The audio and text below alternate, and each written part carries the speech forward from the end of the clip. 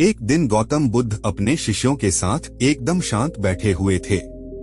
उन्हें इस प्रकार बैठे हुए देख शिष्य चिंतित हुए कि कहीं वह अस्वस्थ तो नहीं हैं। एक शिष्य ने उनसे पूछा कि आज वह मौन क्यों बैठे हैं, क्या शिष्यों से कोई गलती हो गई है।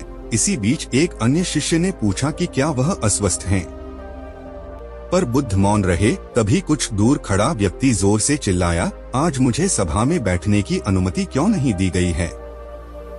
बुद्ध आंखें बंद करके ध्यान मग्न हो गए।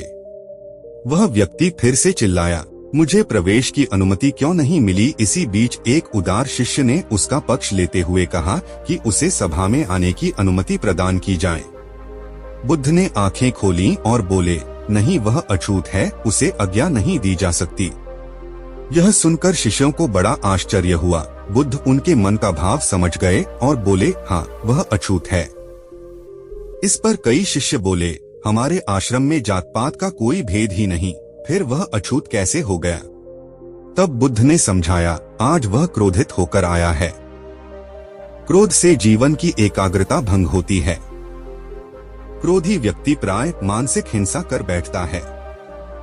इसलिए जब तक वह क्रोध में रहता है तब तक अछूत होता है। इसलिए उसे कुछ समय एकांत में खड़े रहना चाहिए। क्रोधित शिष्य भी बुद्ध की बातें सुन रहा था। पश्चाताप की अग्नि में तपकर वह समझ चुका था कि अहिंसा ही मनुष्य का महान कर्तव्य व परम धर्म है। वह बुद्ध के चरणों में गिर पड़ा और कभी क्रोध न करने का प्रण लिया। शिक्षा आशय यह है कि क्रोध के कारण व्यक्ति अनर्थ कर बैठता है और पश्चाताप उसे बाद में होता है, जिसका कोई लाभ नहीं मिलता। इसलिए हमें क्रोध नहीं करना चाहिए। असल मायने में क्रोधित व्यक्ति अछूत हो जाता है और उसे अकेला छोड़ देना चाहिए। क्रोध करने से तन, मन और धन तीनों की हानि होती है। क्रोध से ज्यादा हानिकारक कोई और वस्तु नहीं है।